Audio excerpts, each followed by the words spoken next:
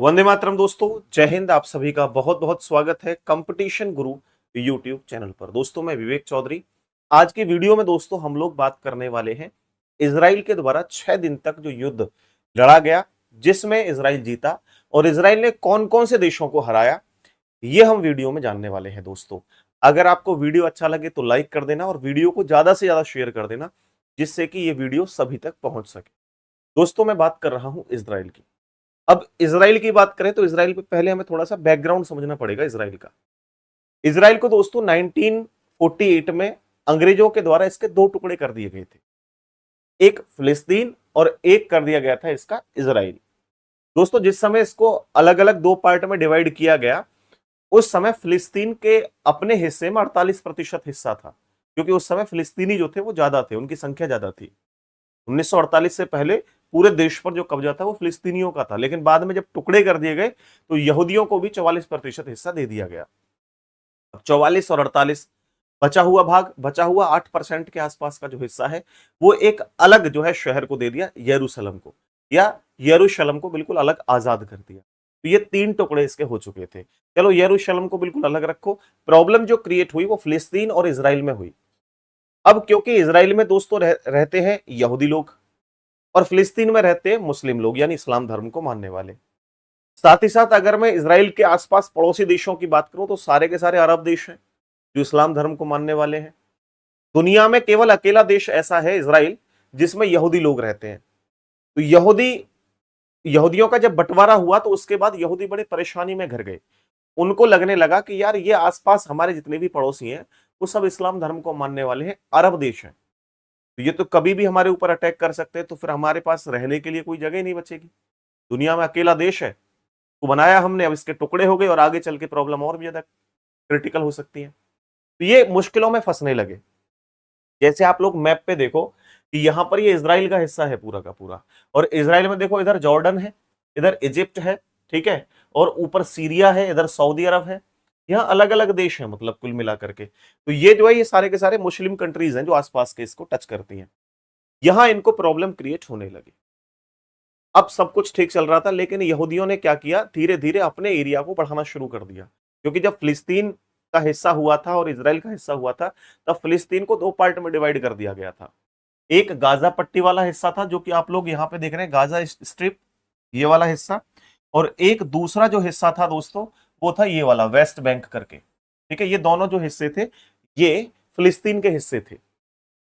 लेकिन धीरे धीरे इन पर बहुत जल्दी जो यहूदी थे या इजराइल था वो कब्जा करता चला गया।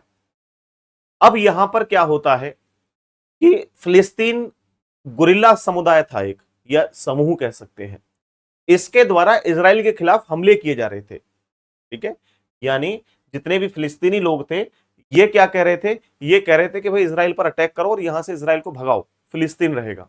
ये लगातार अटैक करते थे। साथ ही साथ नवंबर 1966 में वेस्ट बैंक, जो अभी तक जो हिस्सा था वो किसका था, ये जो वेस्ट बैंक था ये जो हिस्सा था जॉर्डन का था। जॉर्डन इस पे कब्जा करके बैठा हुआ था। अब इन दोनों में, इस जॉर्डन वाले हिस्से पर और इसराइल पर, इन दोनों में युद्ध छिड़ गया। युद्ध छिड़ा तो लगभग इसमें 18 लोग मारे गए और 54 से भी अधिक लोग जो है वो घायल हो गए। फिर उसके बाद अगले वर्ष अप्रैल 1967 में सीरिया में और इसराइल में अटैक हो गया। अब इजरायली वायुसेना ने 6 सीरियाई मिग विमानों को उड़ा दिया। तो ये जो 6 दिन की जंग थी, उससे पहले भी लगातार बहुत सारी जंगें चलती रही हैं। अब अगर देखो एक और मैं अगर बात करूं तो यहां पर एक सोवियत संघ सब जानते होंगे। सोवियत संघ की खुफिया रिपोर्ट के द्वारा बताया गया कि इजराइल जो है वो सीरिया के खिलाफ जंग की साजिश रच रहा है, और कभी भी इजराइल जो है वो सीरिया या मिस्र या जॉर्डन पे अटैक कर सकता है भाई। तो अपने आप को आप लोग जो है वो सही सलामत रखो। तो ये तो चल रही थी दूसरी तरफ की कहानी। इधर यहां पे मोसाद मोसाद जो कि इजराइल की खुफिया एजेंसी है, इसे पता लगा कि मिस्र जो है वो हमारे ऊपर अटैक करने की रणनीति बना रहा है। ये भी परेशान हो गया। मोसाद की खबर कभी झूठी नहीं होती, इसलिए इनको लगा कि भैया ये सच है सारी की सारी कहानी। लेकिन ये मनगढ़ंत कहानियां थी, ऐसा कुछ खास था नहीं रियल में। इधर उधर की बातें चल रही थी, ये उसके ऊपर इल्जाम लगा रहे थे, वो उसके ऊपर इल्जाम लगा रहे थे। इसी बीच अमेरिका भी पीछे नहीं हटा। अमेरिका की और इजराइल की दोस्ती बड़ी गहरी थी। तो अमेरिका की खुफिया एजेंसी ने कहा कि भाई वाकई में जो है मिस्र जो है आपके ऊपर अटैक कर सकता है, तो आप लोग अपना बचाव देख लेना कैसे करना है। अब मैंने जैसा कि बताया कि इजराइल जो है वो इसलिए परेशान था कि अकेला यहूदी देश है और ये सारे के सारे सीरिया, जॉर्डन, मिस्र, ये सब मिलकर के अगर अटैक करेंगे तो भैया मामला हो जाएगा खराब, सारी स्थिति डाउन हो जाएगी और हम लड़ने की ऐसी पोजीशन में नहीं है कि इनसे आमने सामने टक्कर ले सके। तो अब रणनीति बनानी स्टार्ट की किसने? इजराइल ने। बोला इजराइल अब क्या किया जाए, ऐसा क्या करें? तो अब ये लोग अपने मोसाद की टीम के साथ बैठ गए और सोचने लगे कि अब क्या किया जाए। समय बीतता चला जा रहा है। अब इन्होंने सोचा कि भाई हम लोग इतना दिमाग लगाएं कि जॉर्डन हमारे ऊपर अटैक करेगा फिर हम काउंटर अटैक करेंगे, या सीरिया अटैक करेगा तब हम काउंटर अटैक करेंगे, या मिस्र अटैक करेगा तब उसका इंतजार करेंगे तब अटैक करेंगे, तो मुश्किल हो जाएगा हमारे ऊपर। हम अपनी मोसाद की बातों को सच मानते हैं, जो मोसाद कह रही है, हम सीधा पहले अटैक करेंगे। बोला पहले अटैक क्यों करेंगे? पहले अटैक करने से कोई फायदा होगा हमें? हमारी तो स्थिति खराब हो जाएगी इंटरनेशनल रिलेशन में। अगर उन्हें यह पता लग गया कि हमारे खिलाफ कोई भी साजिश नहीं कर रहा था और हमारी मोसाद ने केवल कहा इसलिए हमने अटैक कर दिया, तो इंटरनेशनल यूएन वगैरह जो है ये सब स्थिति को भंग कर देंगे। लेकिन इनके दिमाग में दूसरा चल रहा था कि मान लीजिए कि अगर साजिश बुन रहे हो तो क्या होगा? फिर हमारे ऊपर अटैक करेंगे और हमारी इतनी स्थिति अच्छी नहीं है कि हम इनसे जो है लड़ सकें। तो इन्होंने सोचा कि अब इंटरनेशनल रिलेशन क्या सोचेगा, छोड़ो इस बात को, सीधा अपने मुद्दे पर आओ, क्या करना है।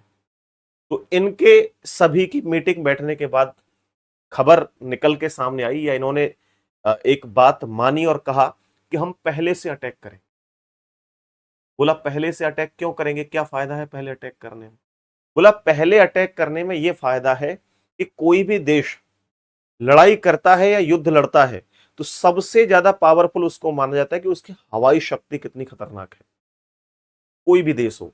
और अगर उसकी हवाई शक्ति को कमजोर कर दिया जाए, उसकी इतनी औकात नहीं कि वो दोबारा काउंटर अटैक कर सके या दोबारा से ऊपर हमला वापसी कर सके। तो इनके दिमाग में वो बात बिल्कुल फिट बैठ गई और इजराइल ने प्लान बनाया कि हम लोग सबसे पहले अटैक करेंगे और इन तीनों देशों के ऊपर अटैक करेंगे और अटैक करेंगे इनके एयरफोर्स पे। जितने भी इनके जहाज हैं, विमान हैं, उन सब को उड़ाएंगे सबसे पहले, बाद में देखेंगे क्या होता है। तो ये सब लोग प्लानिंग बना ही रहे थे, उससे पहले इन्होंने ज्यादा समय नहीं दिया। 5 जून सुबह के समय 1967 अपने विमानों को, अपने एयरफोर्स के विमानों को भेज दिया और अटैक करना सीधा शुरू कर दिया उन एयरबेस पर या उन एयरपोर्ट्स पर या उन जो एयरफोर्स विमान खड़े थे उनके ऊपर। सबसे पहले इन्होंने मिस्र के ऊपर अटैक किया। तो बताया जाता है कि सबसे पहले पहले ही दिन लगभग 90% से भी अधिक जो विमान थे या हम लोग एयरफोर्स कह सकते हैं उसको तबाह कर दिया था मिस्र की। 700-800 से भी अधिक विमानों को उड़ा दिया था बिल्कुल पहले ही दिन, शुरुआत में। तो ये लोग कुछ सोच पाते हैं जॉर्डन के, मिस्र के या सीरिया के, उससे पहले तो इन्होंने सबके ऊपर अटैक करना शुरू कर दिया। और सबसे पहले इन्होंने अटैक किया था विमानों से सभी एयरफोर्स के ऊपर, सभी एयरफोर्स के विमानों के ऊपर। और इतना खतरनाक आत्मघाती हमला था ये कि ये लोग कुछ सोच ही नहीं पाए। काउंटर अटैक तो छोड़ो, क्या करते ये सोच ही नहीं पाए कि हो क्या रहा है। और ये युद्ध लगातार तेजी से चलता रहा, चलता रहा, चलता रहा। 6 दिन तक ये युद्ध चला। इस युद्ध में न केवल मिस्र, सीरिया, जॉर्डन, इसके अलावा और भी बहुत सारे देश थे जो पीछे हट हट कर मदद कर रहे थे एक दूसरे की, उनको भी बुरी तरह से हराया। इनको तो हराया ही था, और को भी हराया।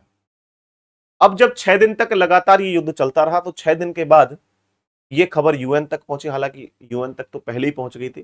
जैसे पुलिस का काम होता है ना, जब कोई सिस्टम बिल्कुल खत्म होने वाला होता है तब ये लोग पुलिस वाले आते हैं। सेम कहानी होती है यूएन की। जब देख लेता है कि स्थिति बिल्कुल खत्म होने वाली है, अब युद्ध अपने आप शांत होगा, चलते हैं देखते हैं क्या होगा, तो यूएन वाले भी जो है इजराइल पहुंच जाते हैं और इजराइल में और अरब देशों में सभी में करवाते समझौता कि भाई लड़ो झगड़ो मत, कुछ नहीं होगा। लेकिन समझौता कराते उससे पहले इजराइल ने इन सभी देशों के बहुत सारे क्षेत्र पर कब्जा कर लिया था, चाहे वो जॉर्डन हो, चाहे वो मिस्र हो, या फिर वो सीरिया हो, इन सभी देशों के बहुत सारे क्षेत्र पर कब्जा कर लिया। लेकिन कब्जा करने के बाद इसको वापस लौटाना पड़ा, क्योंकि यूएन ने कह दिया था कि भैया इनका हिस्सा है, इसको वापस करो। लेकिन दोस्तों, यहां पर गाजा पट्टी है या वेस्ट बैंक है, इनके ऊपर भी जो है फिलिस्तीनियों का कब्जा था उस समय, या जॉर्डन का कब्जा था। फिलिस्तीनी तो थे ही थे, लेकिन फिलिस्तीनियों के ऊपर भी जॉर्डन का कब्जा था। ये इस क्षेत्र पर कब्जा कर लिया, गाजा स्ट्रिप पे कब्जा कर लिया, इनको वापस नहीं किया, बोला इनको वापस नहीं करेंगे, अब जो होगा तो देखा जाएगा। ये पूरी की पूरी युद्ध की कहानी थी। अगर दोस्तों इस युद्ध में ये देखें कि कितनी मुश्किलें हुई या कितना नुकसान हुआ, तो मैं आप लोगों को एक मोटा मोटी खबर बता देता हूं कि अगर यहां दोस्तों मिस्र की बात करूं, तो मिस्र के लगभग 11,000 से भी अधिक सैनिक मारे गए थे दोस्तों। इसके अलावा अगर हम बात करें दोस्तों जॉर्डन की, तो जॉर्डन के 6,000 से भी अधिक लोग मारे गए थे। सीरिया के लगभग 1,000 से भी अधिक लोग मारे गए थे। लेकिन इजराइल के केवल 600 लोगों को ही या सैनिकों को ही जो है केवल मारे गए, बाकी कोई बड़ी प्रॉब्लम इजराइल को नहीं आई। और इजराइल के लिए युद्ध जो था वो बहुत शान और शौकत से भरा युद्ध था एक तरीके से, क्योंकि इसकी पूरी दुनिया में, जब से ये युद्ध जीता है तब से पूरी दुनिया में इसका रुतबा हो गया कि भैया इजराइल से लड़ने का मतलब है कि अपने आप को हरा लेना। लेकिन अरबों की बहुत किरकिरी हुई थी, अरब देशों की बहुत मिट्टी खराब हुई थी मेरे भाई इस युद्ध के बाद। और बहुत सारे हथियारों और उपकरणों का भी जो है भारी नुकसान हुआ था, क्योंकि बहुत सारे टैंक, बहुत सारे अलग अलग एनिमेशन, बहुत सारे मतलब जो बम धमाके हुए, बहुत नुकसान हुआ मतलब कुल मिलाकर के। ठीक है, तो ये सारी की सारी कहानी थी दोस्तों। आई थिंक कि आप लोगों को ये कहानी पूरी की पूरी अच्छी लगी होगी, और अगर बढ़िया लगी है मेरी कहानी, अगर आपको अच्छी लगती है, तो आप वीडियो को प्लीज जरूर शेयर किया करो। मैं आप लोगों के लिए स्पेशल रीजनिंग का एक बैच लेकर के आया हूं। अगर आप में से कोई भी स्टूडेंट एसएससी, रेलवे, पुलिस या सीसेट वगैरह की तैयारी कर रहे हैं, या कोई ऐसा एग्जाम है जिसमें आपकी रीजनिंग आती है और रीजनिंग आपको नहीं आती है, और आप रीजनिंग में धुरंधर बनना चाहते हैं और बहुत अच्छा स्कोर करना चाहते हैं, तो कंपटीशन गुरु एप्लीकेशन, जो कि वीडियो की डिस्क्रिप्शन में लिंक दिया गया है, या डायरेक्ट प्ले स्टोर से भी आप डाउनलोड कर सकते हैं, ये कंप्लीट बैच आपको मिल जाएगा। 18 नंबर का बैच है, हर महीने बैच रिलीज होता है दोस्तों। बिल्कुल नया बैच है, अभी लॉन्च किया है। ठीक है, इसकी जो फीस है वो 699 रुपए है। कंप्लीट बैच होगा, क्योंकि अगर आप कोई बुक वगैरह भी लेते हैं तो आपको कंप्लीट बुक भी 500-600 रुपए से कम में नहीं मिलती है।